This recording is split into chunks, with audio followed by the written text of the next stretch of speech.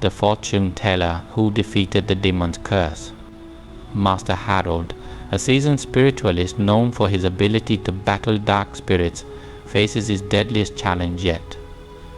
What begins as an ordinary night of drinking with friends turns into a harrowing tale when rumors surface about a girl who drowned herself under the eerie light of a nearby bridge. Intrigued but skeptical, Harold listens as tales of the river's deadly spirit, set to drag the living to their watery graves, unfold. Skepticism fades as the horrifying reality becomes evident souls are truly being claimed. Compelled to act, Harold's bravery is tested in a fight against malevolent forces and a centuries-old curse tethering vengeful spirits to the river's depths. His journey forces him to confront not only fearsome specters but his own fears, guilt, and the pain of lives lost. With stakes higher than ever, he summons every ounce of his spiritual strength, waging a desperate battle to end the demon's hold over the village before it claims more lives. Part 1. A haunting invitation. The wind howled through the narrow streets, carrying a chill that bit into the skin. Inside his small, dimly lit apartment, Master Harold sat in his old armchair, the silence pressing in around him. Shadows danced on the walls, flickering like specters as the last embers in the fireplace buttered out. He was tired more so than usual. The weight of past encounters with the supernatural bore down on him, a burden he'd long hoped to shed. Just as he allowed his eyes to close, the sudden jarring ring of his phone shattered the stillness. Harold hesitated, his breath caught in his throat. It was rare for anyone to call him at such an hour, and he couldn't shake the feeling that this call would bring more trouble than comfort. He picked up the phone, glancing at the screen. Lynette read a name he hadn't seen flash across his phone in years. Harold Lynn's voice crackled on the other end. There was a strained quality to it, a desperation Harold recognized all too well. "I need to see you. It's important," Lynn, Harold replied, confused and wary. "It's been a long time." "What's the—" "No time to explain," Lynn interrupted. His tone clipped. "Meet me at the Silver Lantern. You remember it, right? I'll explain everything there." The line went dead before Harold could respond. He stared at the phone, his heart pounding. Something was wrong, terribly wrong. Lynn had never been one to panic. Whatever had him rattled had to be serious. Against his better judgment, Harold grabbed his coat and stepped out into the night. The walk to the Silver Lantern was eerily quiet. The town seemed to hold its breath, as if sensing the darkness lurking just beyond the periphery. Streetlights flickered, casting pale halos that did little to banish the encroaching shadows. By the time Harold reached the pub, a cold sweat clung to his skin. He pushed open the door, the creak echoing ominously. Inside, the pub was alive with noise, laughter, clinking glasses, the hum of conversations, but it felt hollow, as if all joy were forced. Harold spotted Lynn at a table near the back, hunched over a drink. His friend looked worse for where his skin was pale, his eyes sunken, and his hands trembled as he raised a glass to his lips. "Harold," Lynn said as he approached, his voice hoarse. He gestured to the empty seat across from him. "Sit, what's this about?" Lynn, Harold asked, settling into the chair. He couldn't hide the concern in his voice. Lynn had always been strong, unshakable. Seeing him like this set every nerve on edge. Lynn took a shaky breath and drained his glass. He glanced around nervously, as if expecting something or someone to emerge from the shadows. "Do you remember the old bridge by the river?" he began, his voice low. Harold nodded slowly. Memories of childhood dares and whispered legends about the bridge floated to the surface. "What about it?" "A girl died there," Lynn said bluntly. He clenched his fists, his knuckles white. "She jumped, or maybe she was pushed. No one really knows." Harold leaned back, the weight of Lynn's words settling over him. "That's tragic, but why are you telling me this?" "Because it wasn't just a death," Lynn replied, his voice trembling.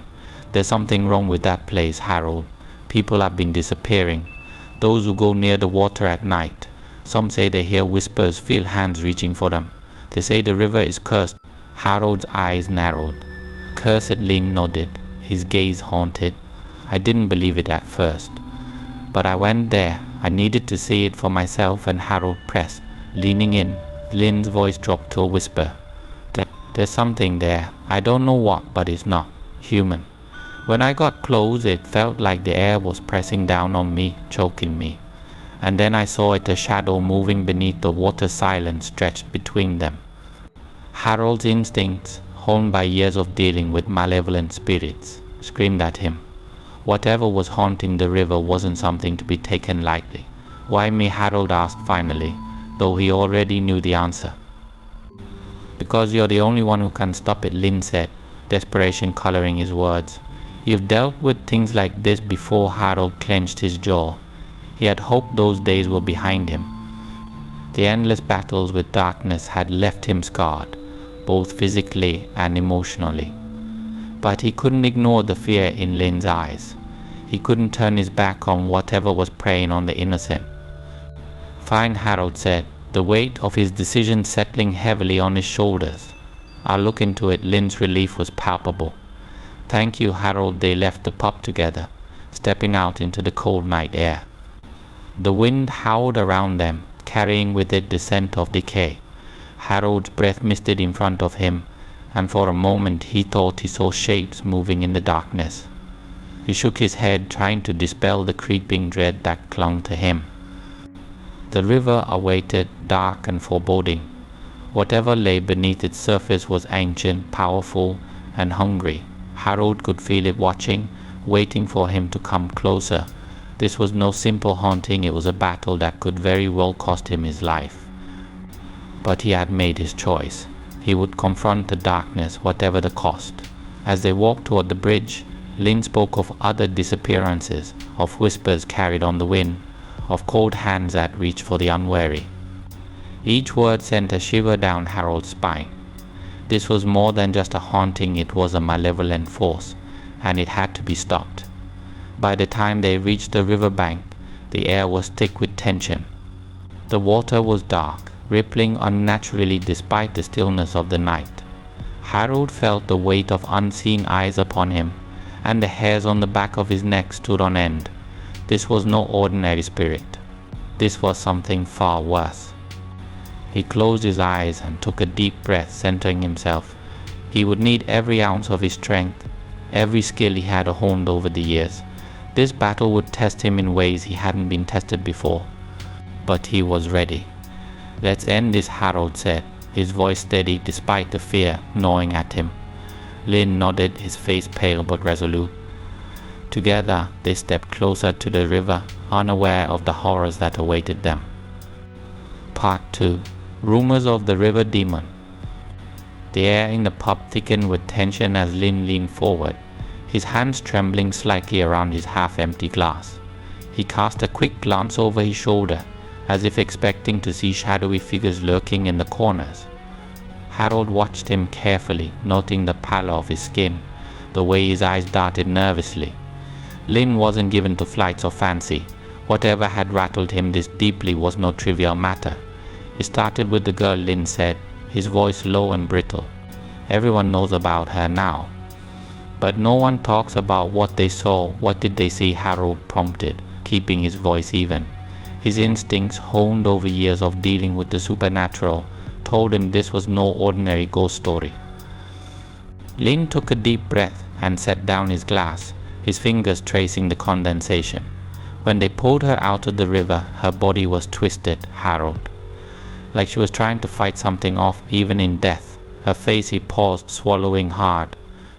It was frozen in terror, eyes wide open, mouth contorted. But that's not all. He reached into his coat pocket and pulled out a photograph, sliding it across the table. Harold hesitated before picking it up. The image was grainy, taken hastily, but it showed the riverbank where the girl's body had been found. There, half submerged in the murky water, were a pair of pink sandals and a red scarf tangled in reeds, both pristine despite the current. Harold's chest tightened. What's so strange about that? They weren't hers, Lin said, his voice trembling. No one knows who they belong to, but Every night since she died, they reappear, floating downstream. People have tried to take them away, burn them, bury them, but they always come back. A chill ran down Harold's spine. He studied the photograph again, this time noting the darkness of the water behind the objects. It seemed to ripple unnaturally, as if something beneath the surface was shifting.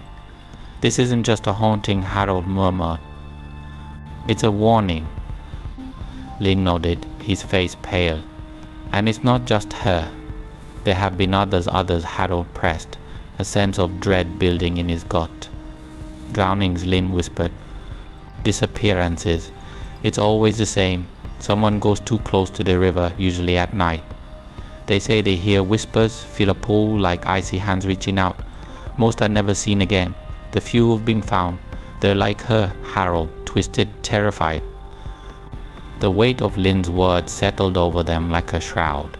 The pup's lively chatter seemed muted, distant, as if the room itself recoiled from the story being told. Harold clenched his jaw, fighting back memories of past battles with malevolent spirits. He had encountered many horrors in his time, but this felt different, darker, hungrier.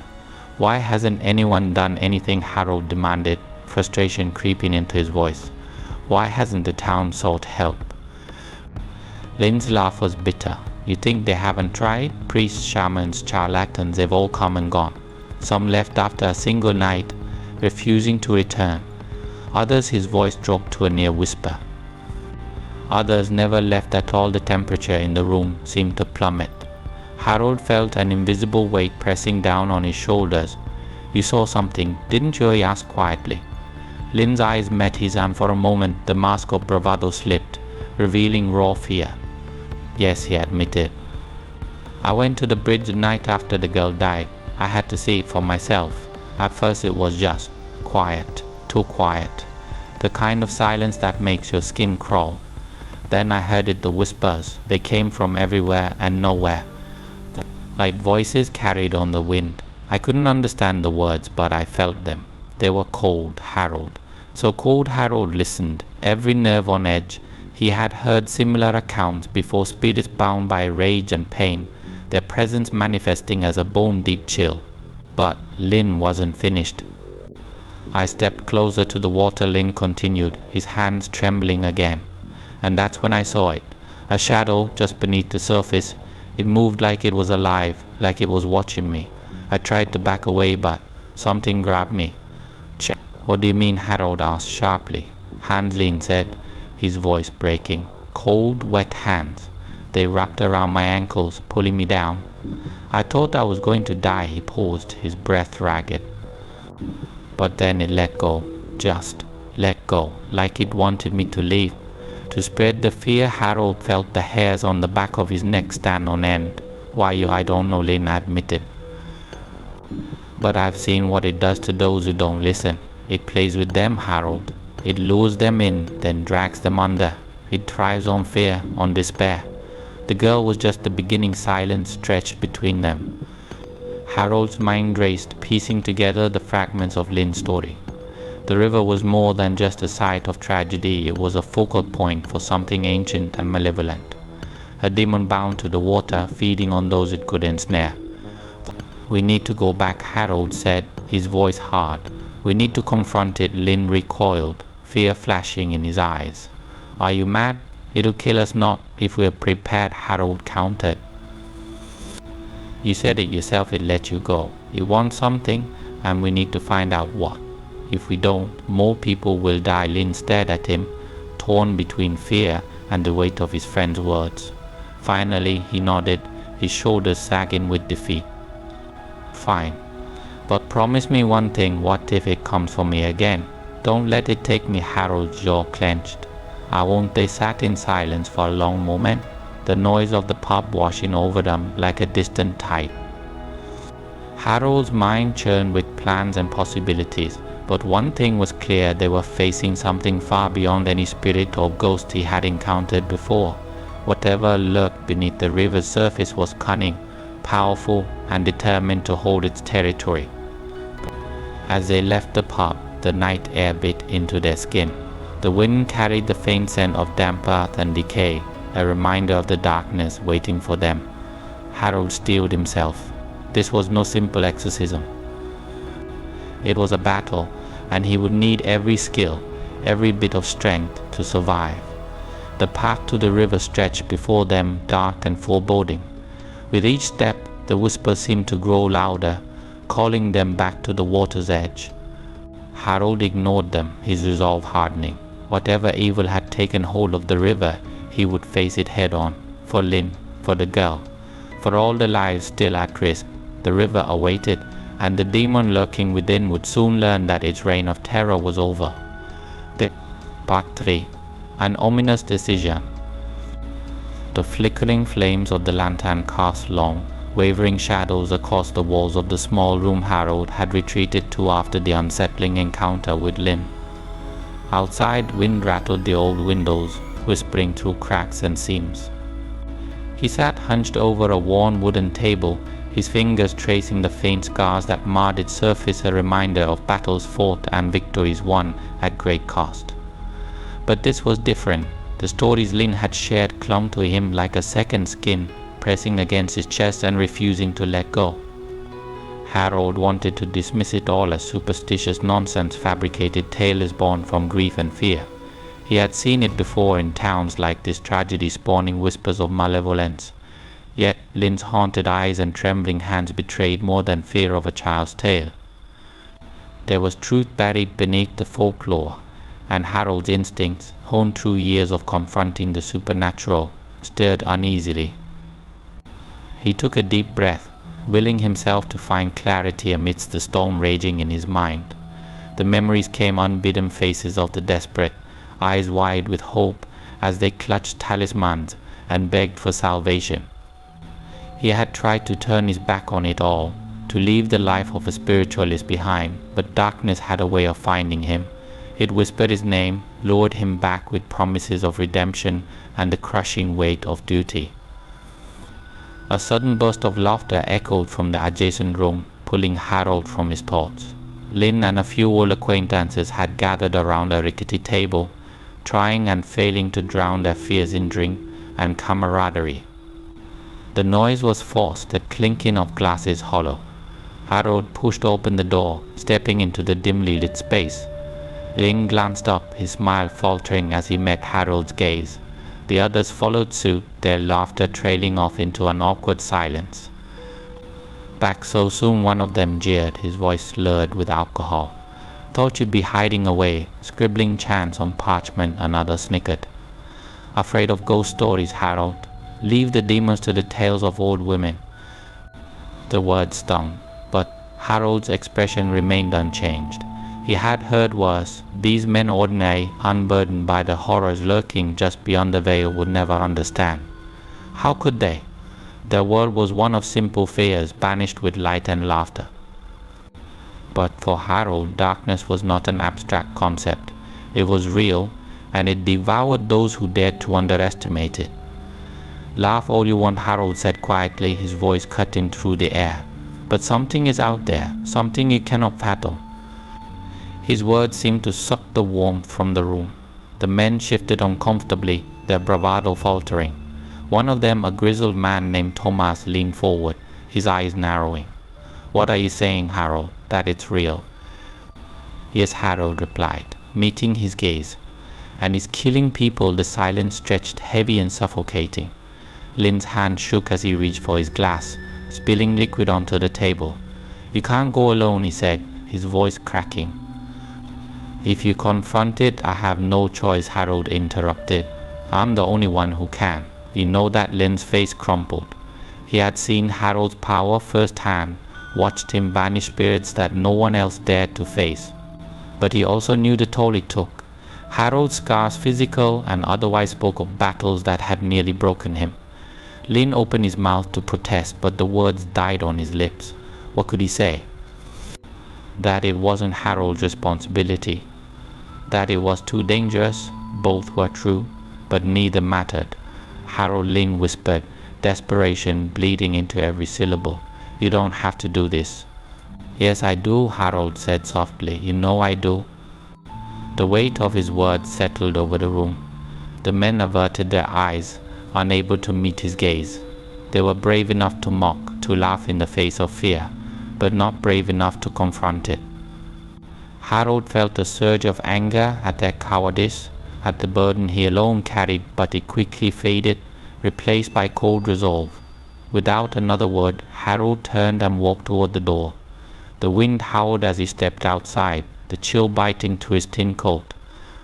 The street was empty, shadows pooling in the spaces where light could not reach. He could feel it, the darkness lurking just beyond sight, waiting. The river called to him, a low, insistent whisper that set his teeth on edge. He made his way to his small, cluttered room above the pub. Old books and parchment were strewn across the floor, their pages filled with symbols and incantations. He sifted through them, searching for anything that might help. The stories Lynn had shared played over and over in his mind, the whispers, the cold hands, the twisted bodies pulled from the water. Whatever this was, it was no ordinary spirit. It was ancient, powerful, and filled with malice. Harold found a protective charm, its edges worn from use. He traced the symbols with his fingers, muttering a silent prayer. It would have to do. He gathered other tools, a vial of holy water, a blade etched with runes, and a small pouch of salt.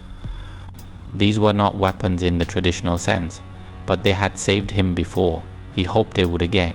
As he prepared, a memory surfaced, his mentor's voice, low and steady. Do not underestimate the darkness, Harold. It is patient. It waits for weakness. If you falter, it will consume you. The words echoed in his mind, a reminder of what was at stake. Night fell, cloaking the town in darkness. Harold stood at the edge of the riverbank, his breath visible in the cold air. The water was unnaturally still, reflecting the pale moonlight. He felt the malevolence, a palpable force pressing down on him. The whispers began, soft at first like the rustling of leaves. They grew louder, words forming and dissolving before he could grasp their meaning. He stepped closer, his heartbeat pounding in his ears. I know you're here, he said, his voice steady despite the fear clawing at him. Show yourself. The water rippled, and a shape began to emerge, a shadowy figure, its form shifting and indistinct. Cold radiated from it, seeping into Harold's bones. He gripped the protective charm tightly, chanting the words of a banishment ritual. The figure paused, as if listening, then let out a low, guttural laugh. The sound echoed, vibrating through the air. You cannot banish me, it hissed, its voice like wind through dead trees. I am bound to this place. I feed on their fear, their despair. You are nothing but a fleeting breath, a moment of light before the dark. Harold's hand shook, but he did not falter. You will not claim any more lives. The figure lunged, its form elongating, arms stretching like tendrils of darkness. They wrapped around him, cold and suffocating. Pain shot through his body as he fought back, chanting louder, pouring every ounce of his will into the words. The charm burned against his palm, its light flaring. The entity recoiled, but it did not retreat. Your light is weak, it taunted. You cannot save them. Harold's vision blurred, the edges of his world closing in. He thought of Lynn, of the girl who had died, of all those who had fallen to this darkness. He would not be another victim. Summoning every bit of strength he had left, he reached for the blade at his side. The runes glowed as he plunged it into the entity's form. A piercing wail erupted, shaking the ground. The tendrils loosened, and Harold fell to his knees, gasping for breath. The entity's form wavered, flickering like a dying flame. But it did not vanish. Instead, it retreated, sinking back into the water. The whispers faded, leaving only the sound of Harold's ragged breathing. He knew this was not over. He had wounded it, but it was not defeated. It would return, stronger and more vengeful.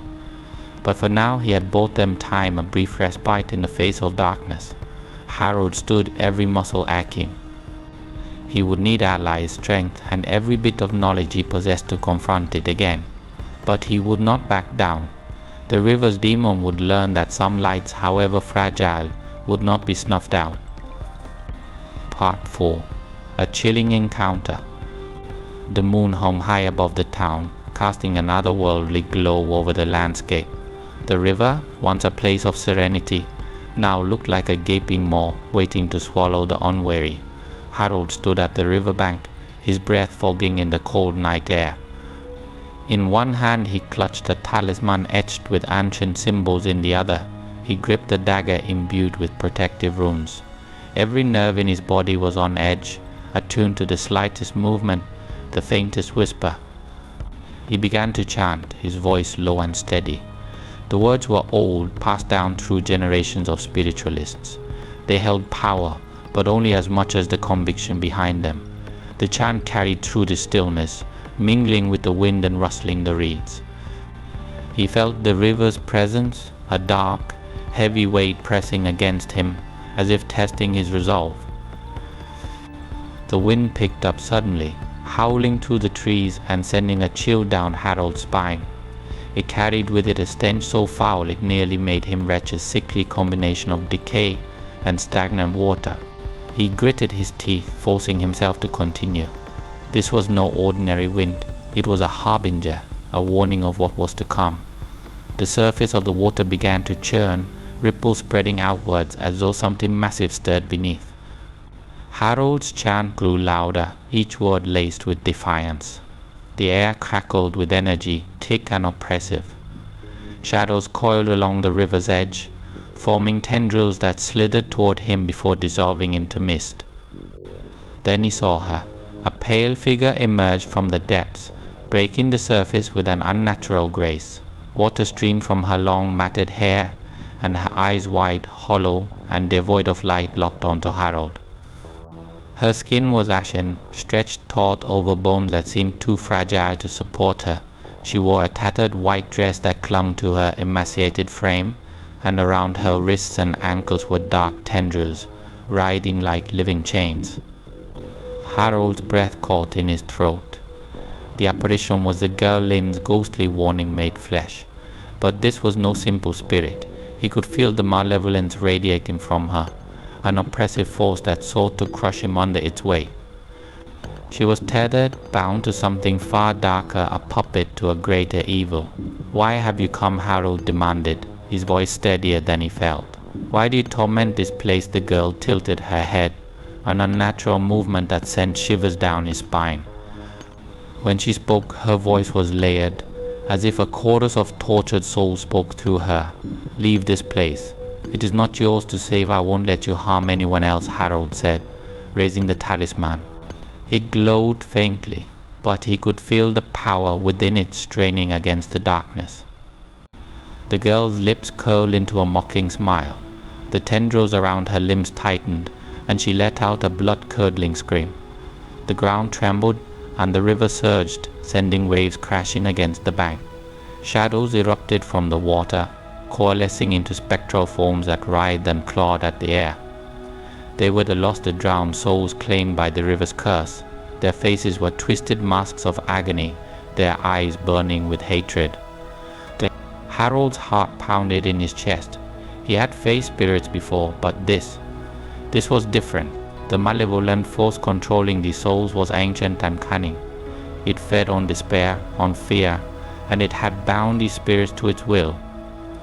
He took a step back, his instincts screaming at him to run, but he couldn't. Not while so many lives were at stake. He began a new chant, this one more complex, a ritual of binding meant to weaken the hold of the malevolent force. The talisman flared with light, and for a moment the shadows recoiled. The spectral forms shrieked and wavered, their outlines blurring. The girl's expression twisted into one of rage. She raised a hand, and the tendrils binding her lashed out, striking the ground around Harold. He barely dodged, feeling the cold, unnatural energy crackling in the air. One tendril grazed his arm, and pain shot through him like liquid fire. He stumbled, clutching the wound as darkness seeped into his skin. "Your light is weak," the girl said, her voice dripping with malice. "You cannot save them. You cannot even save yourself." Harold gritted his teeth, forcing himself to stand. The pain was intense, but he pushed it aside. "You don't control me," he spat, raising the dagger. "I see through your lies." The spectral forms surged forward, their clawed hands reaching for him. Harold slashed with the dagger, its runes flaring with light. The first spirit let out a wail and dissolved into mist, but more took its place. They clawed at him, their touch cold and draining. He felt his strength slipping away, his vision darkening at the edges. Desperation clawed at him. He needed to break the tether, to sever the connection binding the girl to the malevolent force. Summoning every ounce of his strength, he focused on the tendrils. They pulsed with dark energy, feeding on the fear and despair of the trapped souls. If he could disrupt their flow, even for a moment. Harold began a chant he hadn't used in years, a dangerous incantation that drew on his own life force. The talisman flared brightly, the light so intense it burned his skin. He felt the energy coursing through him, a double-edged blade that could just as easily destroy him as save him. The tendrils quivered, their grip loosening. The girl's eyes widened, and for a moment Harold saw something other than malice, pain, fear, a plea for release. The malevolent force roared in fury, and the river erupted around them, waves crashing with deafening force. "Let her go," Harold shouted, his voice raw. The shadows writhed, resisting, but Harold pressed on. The light from the talisman blazed, cutting through the darkness. The tendrils snapped, one by one, and the spectral forms wailed as their connection to the malevolent force weakened. The girl's form flickered, her expression softening. Tears streamed down her hollow cheeks. "Thank you," she whispered, her voice fragile and human. The light consumed her, and she faded, leaving only the tendrils, now flailing wildly without a host. The malevolent force screeched, its presence retreating into the depths. The river stilled, the shadows dissolving into nothingness. Harold fell to his knees, the talisman crumbling to ash in his hand. He was exhausted, every muscle screaming in protest, but he had done it. He had weakened the darkness, bought them time. But it wasn't over. He could feel the malevolent force lurking, wounded but not defeated. It would return more vengeful than before. He had only begun to unravel the threads of its power. With a heavy heart, Harold stood, the weight of the battle pressing down on him. He would need allies, strength, and knowledge to face what lay ahead, but he would not stop. Too many lives depended on it. As he turned away from the river, the wind whispered around him, carrying a promise of darkness yet to come. Part 5. The demon reveals itself. The night was heavy with silence, the kind that made the world feel as if it were holding its breath. The moon, pale and distant, cast an eerie glow over the river. Harold stood at the water's edge, the cold seeping into his bones. He had barely recovered from his encounter with the spectral girl, and exhaustion clung to him like a second skin. Yet he knew there would be no respite. The river's darkness was alive, restless and waiting. The water rippled, its surface shimmering as if something massive shifted beneath. Harold's hand tightened around the dagger, etched with runes. Every instinct screamed at him to run, to leave this cursed place behind, but he planted his feet firmly. He had made a promise to Lynn, to himself, to confront whatever malevolence plagued this place. The air thickened, charged with a palpable malice. Shadows danced along the riverbank, coiling and writhing like living things. Harold took a deep breath and began a protective chant, his voice low but resolute. The words hung in the air, trembling with power. The water stilled for a moment as if listening. Then, all at once, it erupted. The river twisted violently, waves crashing against the banks with deafening force. Dark tendrils shot up from the depths, writhing like serpents. They lashed at the air, clawed tips glistening with an unnatural light. Harold barely had time to react, throwing himself to the side as one of the tendrils struck the ground where he had stood, splintering rocks with a sickening crack. He scrambled to his feet, heart pounding. This was no mere haunting, it was a manifestation of pure rage and grief, a force that had festered beneath the surface for far too long. As he watched, The tendrils began to converge, twisting and merging until a shape began to form. It was tall, grotesque, its body a mass of shifting shadows and tortured faces. Clawed hands reached out from its chest, each one a reflection of the souls it had claimed. Its eyes, if they could be called that, glowed with a sickly, pale light, filled with endless sorrow and searing hatred. The demon had revealed itself. Harrow's throat went dry. He had seen many spirits, but nothing like this. This was a being born from the darkest depths of human suffering, twisted by centuries of despair.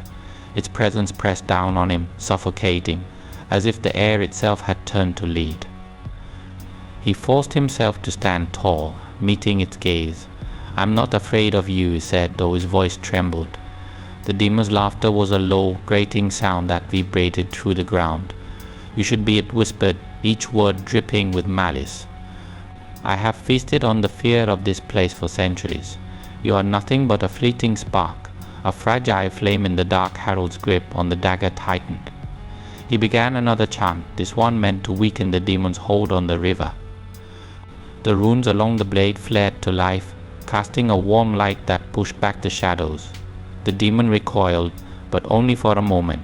It lunged, its clawed hands reaching for him. Harold raised the dagger just in time, the rune slicing through one of the tendrils. The demon shrieked, a sound that echoed with the pain of countless souls. The ground beneath Harold's feet trembled. Dark water rose around him, soaking through his clothes, cold and heavy. He struggled to move, but the water clung to him, pulling him down. The demon's eyes burned brighter, its form expanding as it fed on the surrounding despair. "You cannot fight me," it hissed. "I am the river. I am every tear shed here, every life lost." Harold gritted his teeth. "You're wrong," he said through clenched teeth. "You are a parasite feeding on pain. But you don't own it." The demon roared and the water surged. Tendrils lashed at him from all sides. Harold slashed and parried, each movement fueled by adrenaline and desperation. He chanted as he fought, the words of protection spilling from his lips like a lifeline. The light from the dagger flickered, but it held. For now.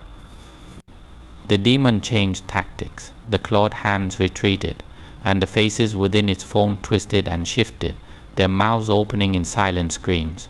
Harold's vision blurred, and he felt a wave of despair crash over him. Memories he had long buried rose to the surface, the lives he couldn't save, the spirits he had failed to free. He saw their faces, heard their cries. His knees buckled. The demon pressed closer, sensing weakness. "They all died because of you," it whispered, each word a dagger to his heart. "You couldn't save them. You never will." Harold gasped for air, the weight of guilt crushing him. But a spark of defiance flared within him. He had made mistakes, yes, he had failed.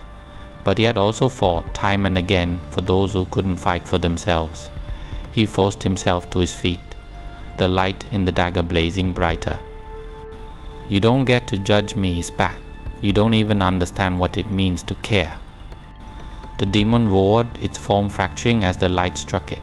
Shadows splintered, and for a brief moment the tortured faces within seemed to soften, their expressions no longer twisted by pain. Harold's heart ached. These were the souls the demon had claimed, twisted into weapons of despair. "I can free you," he said, his voice breaking. "I can give you peace." The demon howled, and the tendrils lashed out again, more frenzied than before. Harold knew it was a desperate move. The creature's grip on his stolen power was slipping.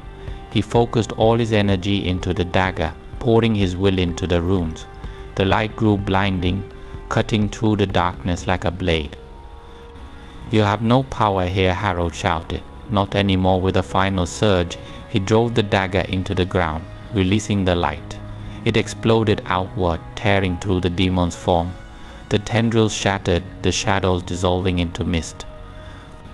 The tortured faces within the demon's body screamed, their voices blending into a cacophony that pierced the night. The demon's form began to collapse, unraveling like threads of darkness. For a moment it tried to hold itself together, its eyes burning with desperation.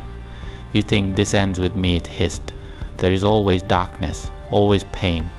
The "I know," Harold whispered, "but it doesn't have to consume us." The demon let out one final, furious wail before it disintegrated, its essence scattered to the wind. The river stilled, the water once again calm. Harold fell to his knees, the dagger slipping from his grasp. He was exhausted, every muscle trembling. But he had done it. He had faced the darkness and won, if only for a time. The souls the demon had claimed began to fade, their forms glowing softly. One by one they turned to him, their expressions filled with gratitude. The spectral girl appeared last, her eyes no longer hollow. "Thank you," she said, her voice soft and free of malice. Tears welled in Harold's eyes as she vanished, her spirit finally at peace. He bowed his head, the weight of what he had seen pressing down on him.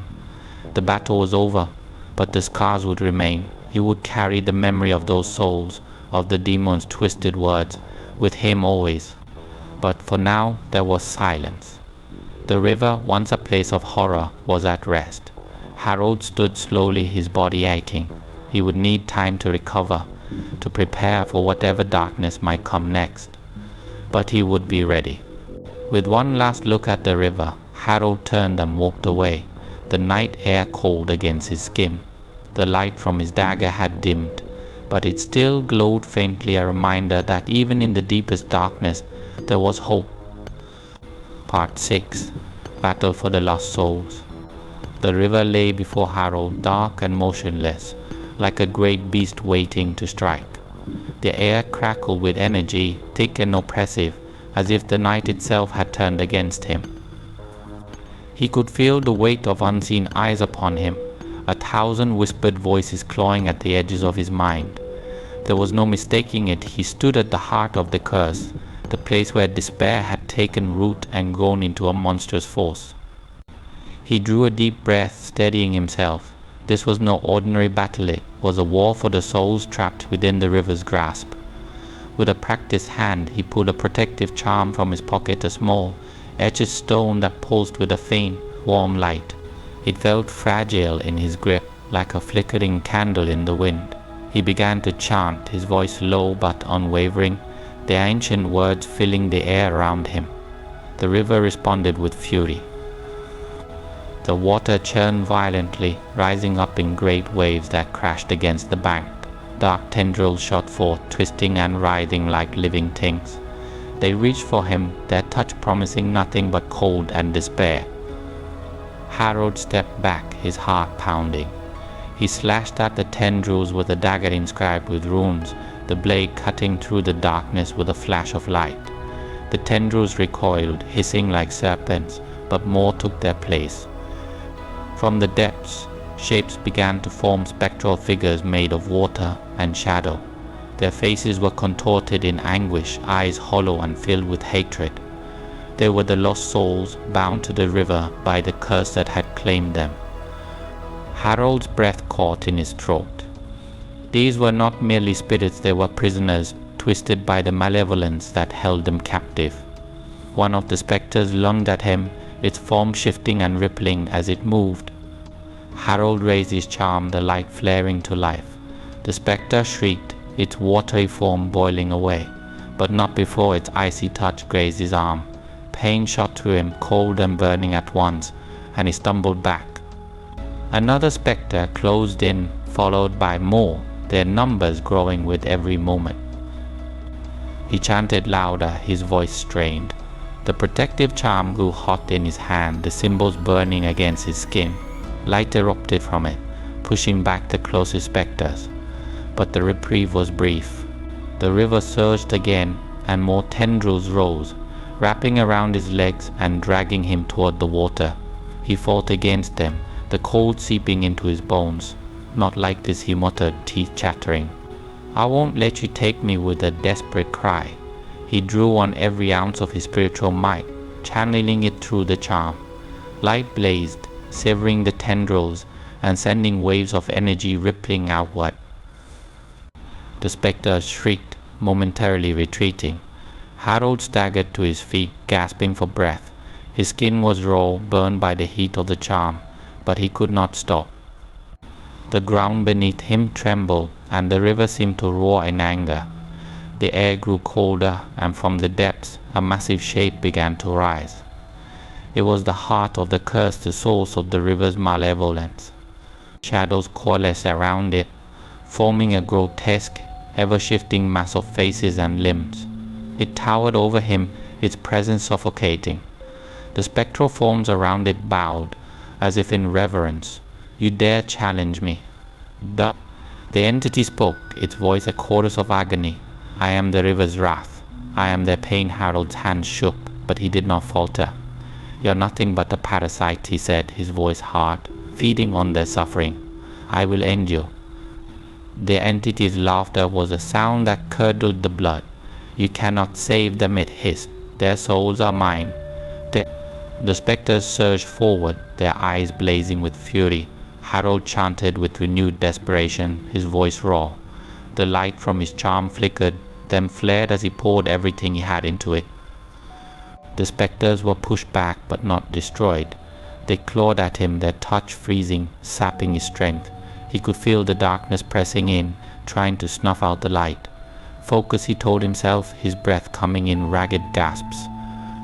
"You've come too far." He reached into his pouch, pulling out a handful of salt consecrated with protective rites. He flung it at the nearest specters, and they dissolved with a piercing wail. The ground beneath him cracked, and tendrils of shadow erupted, wrapping around his arms and legs. He struggled, but the more he fought, the tighter their grip became. The entity loomed closer, its form shifting and twisting. "You are weak," it taunted. "Their despair will consume you." Harold closed his eyes, blocking out the voices, the pain, the fear. He thought of the souls trapped within the river's grasp, the girl who had died, Lynn's haunted eyes, the countless lives claimed by the curse. He thought of the light he had sworn to protect, the hope he refused to let die. Summoning every bit of strength he had left, he began a final chant, a ritual of purification, one that would either banish the curse or destroy him in the process. The words flowed from his lips, each one imbued with power and purpose. The light from the charm blazed brighter than ever, illuminating the darkness. The entity shrieked, its form unraveling. The tendrils around Harold loosened, and he broke free, raising the charm high. The light pierced the shadows, driving them back. The specters wailed, their forms flickering. For a moment he saw their true faces, men, women, children, all twisted by pain but yearning for release. "I free you," Harold whispered, his voice cracking. "Be at peace." The light exploded outward, consuming everything in its path. The entity's form shattered, the shadows dissolving into nothingness. The specters let out one final cry before fading, their expression softening as they disappeared. The river stilled. The air was heavy with the scent of ozone and the lingering echoes of the battle. Harold fell to his knees, the charm crumbling to ash in his hand. His body ached, every muscle screaming in protest. But he had done it. The curse had been broken. The souls were free. Tears streamed down his face as he stared at the calm water. He had won, but at what cost? The memory of the tortured souls would haunt him forever, a reminder of the darkness that lurked in the world. "Thank you," a voice whispered. He turned, and for a brief moment he saw the spectral girl, her face serene. Then she was gone, leaving only the wind and the water. Harold bowed his head, the weight of exhaustion and sorrow pressing down on him. He had survived, but he knew the battle had taken something from him, something he could never get back. Yet, as he stood and looked at the river, he knew he would fight again. There would always be darkness, but he would be there to meet it. The wind whispered around him, carrying the faintest hint of hope. Harold turned and walked away, leaving the river and its darkness behind. But he knew the scars would remain a testament to the battle for the lost souls.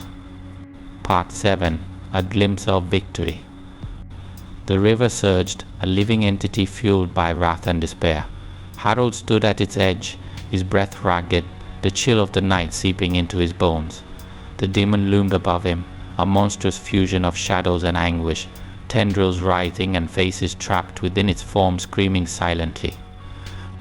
Every step Harold took was met with resistance, the air thick with malice, the ground beneath him quaking with the demon's rage. The dagger in his hand glowed faintly, runes flickering, as if struggling to hold their light. Harold knew he was running out of time.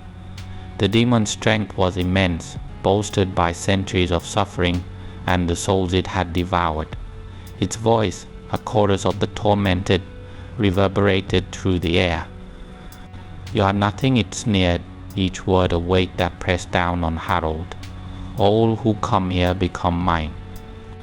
Harold gritted his teeth, ignoring the fear gnawing at his resolve. "Not this time," he muttered, forcing himself to stand firm. He raised the dagger, channeling his remaining energy. Light flared, cutting through the surrounding darkness. For a brief moment, the demon recoiled, its tendrils writhing in pain. The faces within its form twisted and contorted, their agony feeding its power. The reprieve was short-lived. The demon lunged, and tendrils of shadow lashed out like whips. Harold dodged, the air hissing where they struck. One grazed his shoulder, cold searing into his flesh. He stumbled, pain shooting through him, but managed to stay on his feet. The river roared, water rising and crashing around him, as if the land itself sought to drag him down. He couldn't falter. Desperation clawed at him. If he failed, the curse would consume more lives. Harold focused on the demon's movements, searching for any weakness. He saw how it shifted, how its form wavered when it stretched too far. It was vast, powerful, but not invincible. There had to be a core, a point that tethered it to this place. The realization gave him hope. He began a chant, his voice steady despite the exhaustion weighing him down. Ancient words flowed from his lips, filling the air with a palpable energy. The runes on his dagger glowed brighter, pushing back the shadows encroaching on him. The demon shrieked, sensing the threat. It surged forward, and Harold met it head-on, light and darkness colliding. Tendrils struck him from all sides, their touch icy and suffocating. Harold swung his dagger, cutting through them with bursts of light. Each strike drained him, his vision blurring with fatigue. The ground trembled beneath his feet, and the river swirled angrily around him. But he couldn't stop. He chanted louder, the light from the dagger blazing with intensity. The demon's form flickered, revealing glimpses of its core a pulsing, writhing mass of darkness. Shadows coiled around it, protecting it. The faces within the demon's form screamed, their anguish feeding its strength. Harold's heart ached out for them, for the souls trapped in an eternity of torment. He swore to free them. With a surge of determination, Harold thrust the dagger forward. Light erupted, searing through the shadows and striking the core.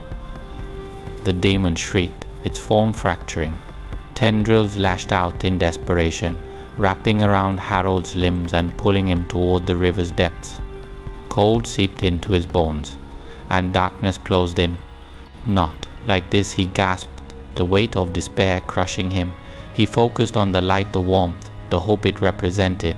Summoning every ounce of strength, he chanted the final words of the ritual. The light blazed, consuming him and the demon in its glow. The tendrils writhed and snapped, their grip weakening. The demon's core cracked, its form splintering.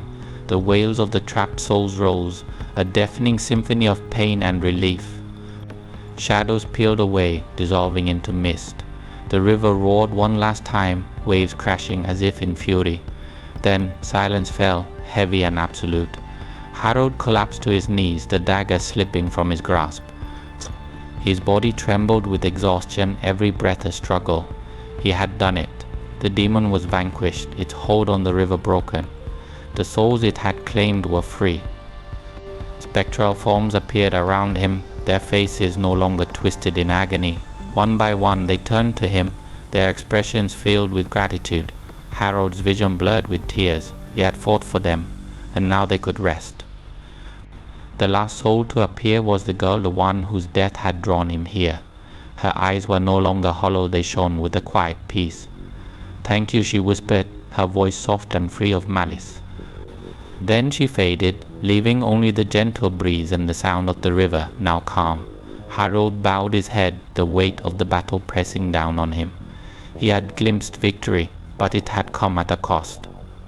He would carry the memory of the souls he had freed, their pain, their hope within him always. The scars of this battle would never fully heal. Slowly he rose to his feet, each movement a reminder of his exhaustion. Darkness would always linger, but he had proven that light could break through. He turned away from the river, knowing that more battles awaited him. But for now he had won.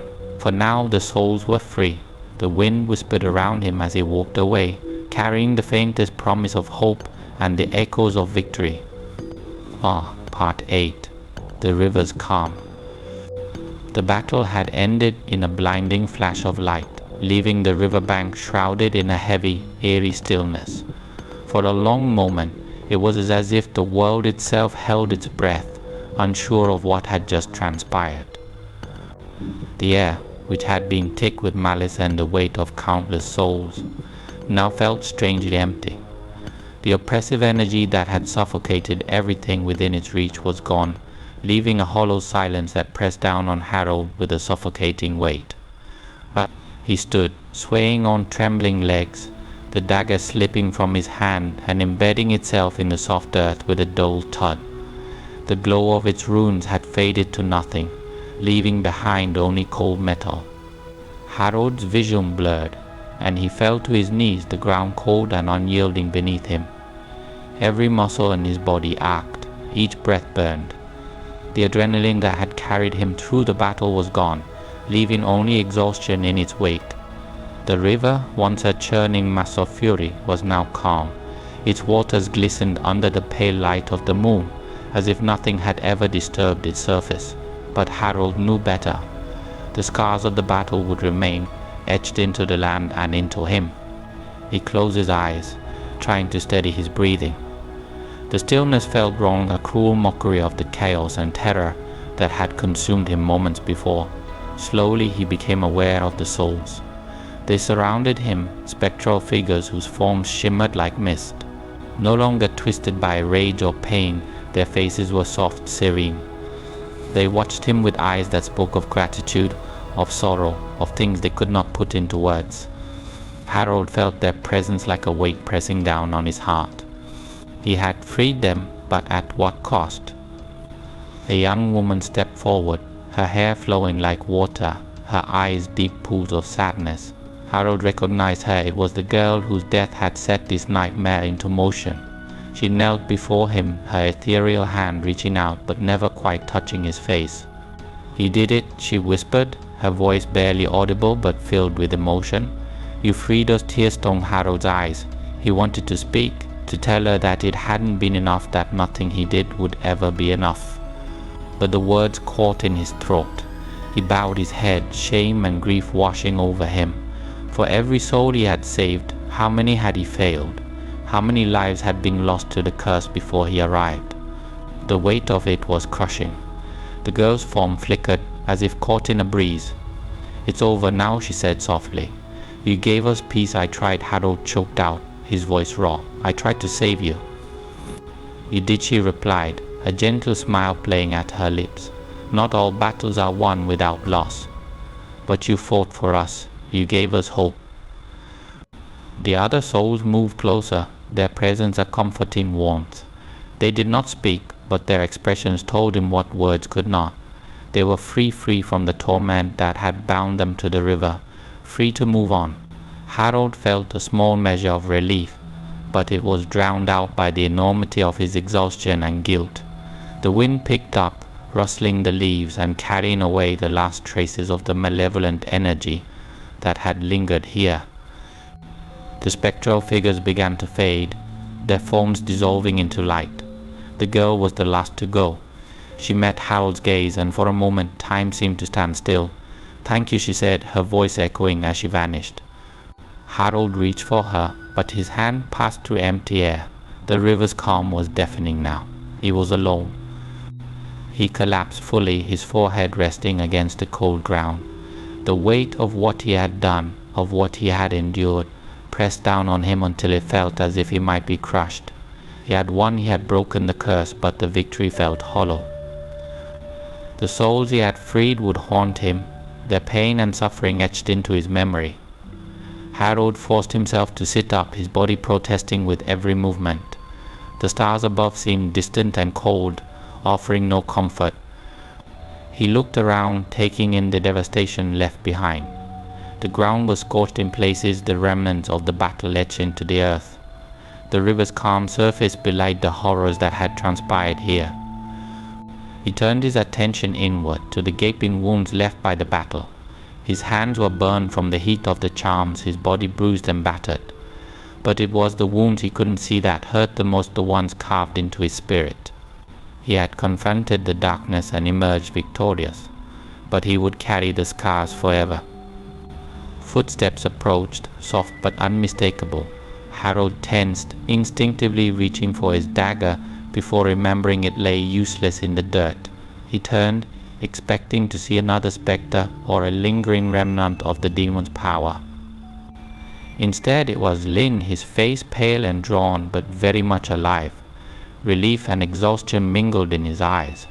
Harold, Lin said, his voice trembling. Is it over? Harold nodded slowly. It's over.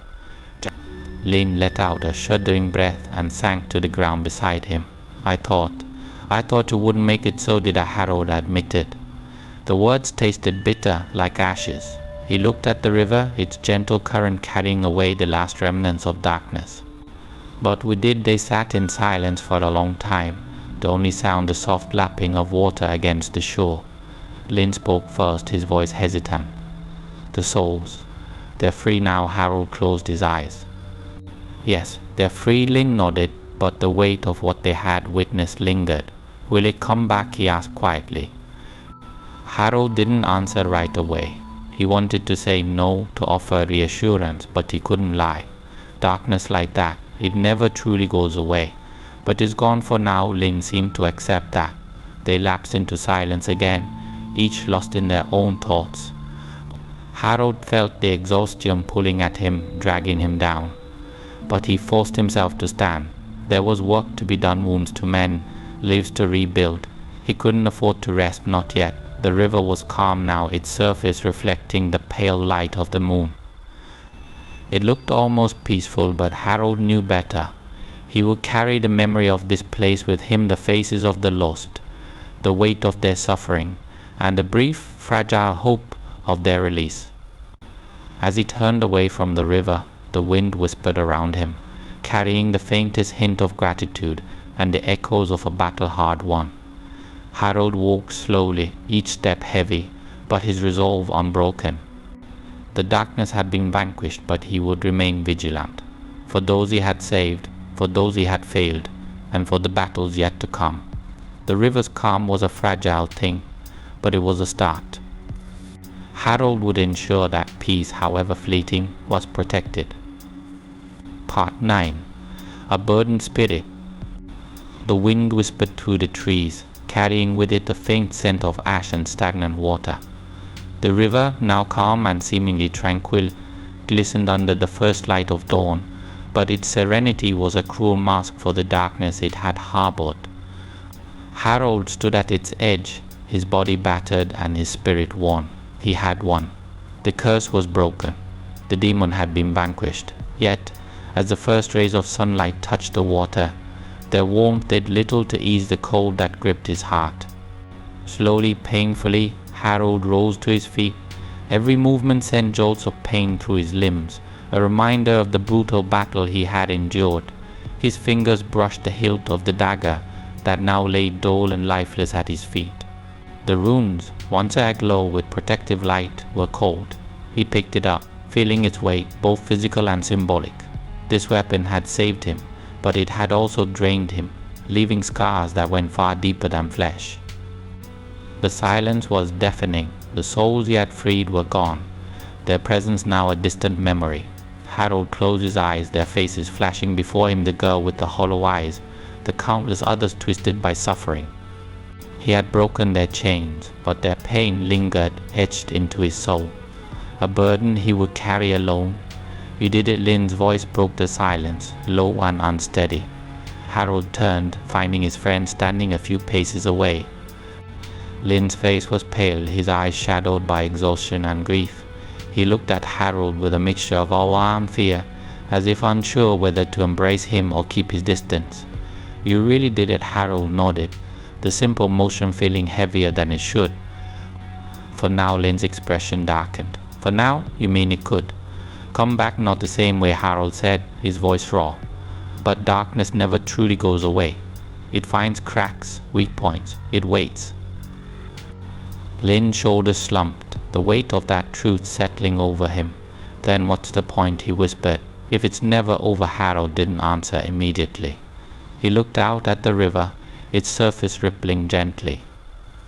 How many times had he asked himself the same question? How many battles had he fought, knowing that victory was temporary, that evil would always find a way to return? "The point," he said finally, "is that we fight anyway, because if we don't, no one else will." Lynn nodded slowly, though the despair in his eyes didn't fade. Harold understood. The fight never ended, and it took a toll that few could bear. He reached out, placing a hand on Lynn's shoulder. "You don't have to carry this," he said softly. "Not like I do, but you do carry it," Lynn said, his voice thick with emotion. "Why? Why keep fighting when it costs so much?" Harold's gaze drifted back to the river. "Because I can't turn away," he said, his voice barely above a whisper. "Because I've seen what happens when no one stands against the darkness. I can't let it win." The two men stood in silence, the weight of their shared experience pressing down on them. The sun climbed higher, burning away the last remnants of night. But the light did little to lift the shadows within Harold. Victory had come at a price, as it always did. He had saved lives, freed souls, but he had also failed others. The faces of those he couldn't save would haunt him, reminders of his limitations. Harold's scars, both old and new, ached. He traced a burn on his palm, left by the protective charm that had blazed with desperate light in the final moments of battle. He remembered the searing pain, the way it had almost consumed him. But the physical wounds would heal. It was the memories, the echoes of the lost soul's craze, that would stay with him forever. "Will you keep going?" Lynn asked, his voice hesitant. Even after this, Harold met his gaze. There was no hesitation in his answer. Yes, how Lynn's question was raw, filled with the disbelief of someone who had glimpsed the depths of despair and couldn't fathom returning to them. "Because there's always someone who needs saving," Harold said simply. "There's always another battle." Lynn stared at him for a long moment before nodding. "I wish I had your strength." "It's not strength," Harold said, a bitter smile tugging at his lips. "It's the weight of knowing I can't stop." The wind picked up, rustling the leaves and carrying away the stench of battle. For a moment, Harold allowed himself to breathe deeply, to feel the warmth of the sun on his skin. He needed to rest, to mend his body and spirit. But he knew he wouldn't have long. Darkness was patient. It would wait for him to lower his guard, to falter, and then it would strike again. He walked along the river bank, each step heavy but deliberate. Memories of the battle played in his mind, the demon's twisted form, the faces of the trapped souls, the blinding light of his final strike. He replayed every moment, searching for mistakes, for things he could have done differently. Regret gnawed at him, but he pushed it aside. Regret wouldn't bring back the dead. It wouldn't change what had happened. Ahead, the ground was scarred, blackened by the energy unleashed during the battle. Harold knelt, running his fingers over the scorched earth. This place would carry the memory of what had transpired, even if no one else did. He whispered a quiet prayer for the souls who had suffered here, a promise that their pain had not been in vain. Rising once more, Harold turned away from the river. Lynn followed, his footsteps hesitant. "What now?" he asked. Harold didn't hesitate. "We prepare, we heal, and we wait for whatever comes next." They walked in silence, leaving the river behind. But Harold knew it would never truly leave him. It was a part of him now, a scar etched into his soul, a reminder of the cost of standing against the darkness. He had faced it and won, but the victory felt fragile, like a candle flickering in the wind. As they reached the edge of the forest, Harold paused, He turned back one last time, his eyes scanning the river, the trees, the scars of battle. The wind whispered through the leaves, carrying a faint echo of gratitude, of hope. It was a small thing, but it was enough.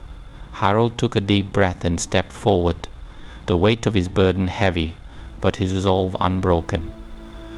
Darkness would always lurk, waiting for moments of weakness, but he would be there to meet it, scarred but resolute. His journey continued, and he would walk it with the memories of those he had saved and those he had lost. The road stretched out before him, uncertain and perilous. But Harold walked it anyway, his spirit burdened but unyielding.